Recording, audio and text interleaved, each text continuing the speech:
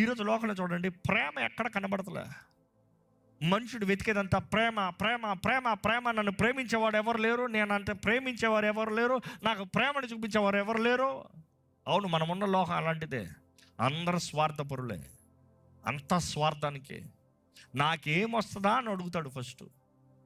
నాకు ఏమి లాభం లేకపోతే నేను రాను, నేను చేయను, నేను ఉండను. ఇదే లోకం మనం ఉండేది. కానీ దేవుడు అంటున్నాడు, ఇదిగో మనుషుడు ఏదో చేస్తాడని కాదు, నువ్వు రహస్యం ముందు చేసిన దాన్ని కూడా బహిరంగంగా నీ పరలోక తండ్రి బహుమానాన్ని ఇస్తాడు, ప్రతిఫలాన్ని ఇస్తాడు. మన దేవుడు మనల్ని విడిచిపెట్టాడండి. నీవు ఫలిస్తే నిన్ను హెచ్చించాలని దేవుడు ఆశపడుతున్నాడు. నీవు ఫలిస్తే ఆయన కొరకు ఘనంగా నిన్ను జీవింపజేస్తాడు, ఇంకా హెచ్చిస్తాడు. ఈరోజు మనమైతే ఈ లోకం, ఈ తాత్కాలిక లోకం, ఈ సుఖ భోగములకి ఆశపడుతూ ఉన్నాం. ఈరోజు మన ఆశ అంతా ఏంటి? మన ఆశ అంతా ఏంటి? ఇందుకొరకు దేవుని సన్నిధిలోకి వచ్చారు మీరు.